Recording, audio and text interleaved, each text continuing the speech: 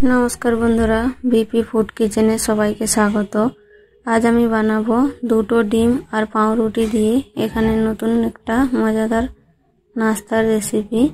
तो पुरो भिडियोटा देखते थाकुन, भालो लागले प्लिज लाइक एवं चैनलटिके सबस्क्राइब करे देबेन।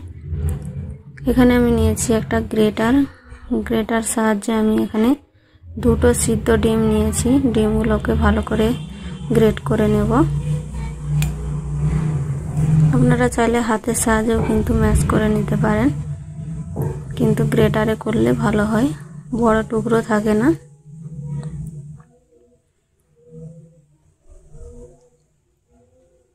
আর নিয়েছি এখানে আমি একটা আলু দুভাগ করে সিদ্ধ করে নিয়েছি, সেটাও আমি এইভাবেই গ্রেট করে নেব।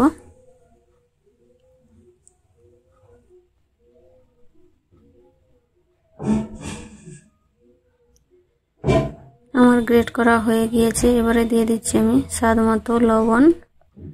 আলু সিদ্ধর সময় লবণ দিয়েছিলাম, তাই অল্প লবণ দিচ্ছি এখানে। এবারে দিয়ে দেবো একটা বড় সাইজের পেঁয়াজ কুচি, আর দিচ্ছি এখানে কাঁচা লঙ্কা কুচি। ঝালটা আপনাদের স্বাদ মতো দিয়ে দেবেন। এবারে দিয়ে দেবো ধনে পাতা কুচি, আর দিচ্ছি এখানে 1.5 চামচ জিরে, ভাজা জিরের গুঁড়ো, আর দিচ্ছি সামান্য পরিমাণে ধনের গুঁড়ো, আর দিচ্ছি এখানে লাল লঙ্কার গুঁড়ো, আর দিচ্ছি এখানে আমচুর পাউডার 1/2 চামচ।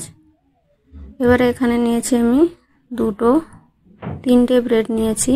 ব্রেডগুলোকে জলে ডুবিয়ে জলটা থেকে নিচুড়ে আমি এর সাথে মিক্স করে নেব। আপনারা চাইলে এখানে চাট মশলাও দিয়ে দিতে পারেন। এবারে সবগুলোকে ভালো করে ম্যাশ করে নিতে হবে।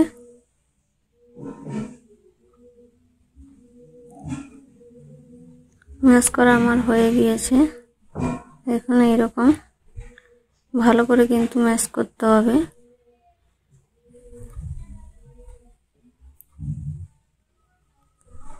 এবারে দিয়ে দিচ্ছি এখানে আমি 2 চামচ ময়দা। ময়দা যদি না থাকে আপনারা এখানে কর্নফ্লাওয়ারও কিন্তু দিয়ে দিতে পারেন।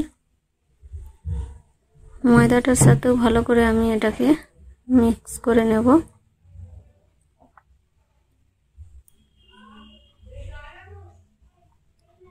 মাখানো আমার হয়ে গিয়েছে, দেখুন। এবারে আমি হাতে একটু সামান্য পরিমাণে তেল লাগিয়ে নিয়েছি। এবারে আমি অল্প অল্প ডোটা হাতে নিয়ে এইভাবে হাতের তালুতে রেখে ঘুরিয়ে একটা কাটলেটের শেপ দিয়ে দেব। দেখুন এইরকম।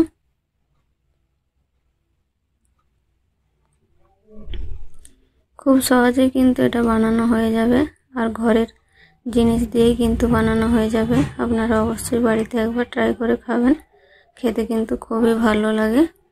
এবারে আমি এখানে নিয়েছি ব্রেড ক্রাম্ব। এবারে আমি একটা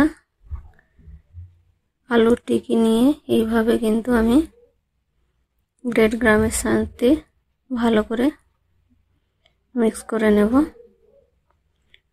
দেখুন সবগুলো আমার হয়ে গিয়েছে। এবার আমি ভেজে নেব। এখানে আমি কড়াই তেল গরম করে নিয়েছি। তেলটা মিডিয়াম গরম করে নিতে হবে, না হলে কিন্তু তেল গরম না হলে এটা খুলে যাবে।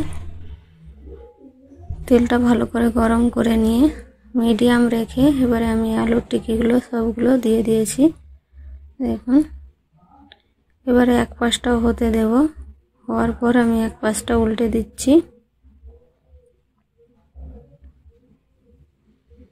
এভাবে উল্টে পাল্টে ভালো করে আমি ভেজে নেব।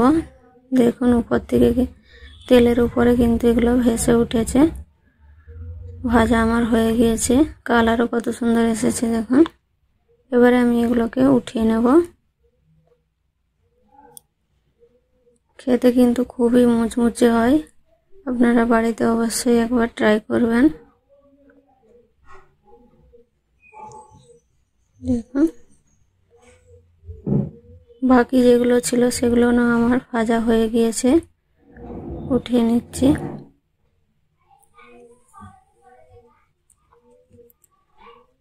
সবগুলো আমার ভাজা হয়ে গিয়েছে। দেখুন কত সুন্দর লাগছে, খেতেও কিন্তু স্বাদে খুবই ভালো। আপনারা অবশ্যই বাড়িতে ট্রাই করবেন। ভালো লাগলে আমার চ্যানেলটিকে প্লিজ সাবস্ক্রাইব করে দেবেন।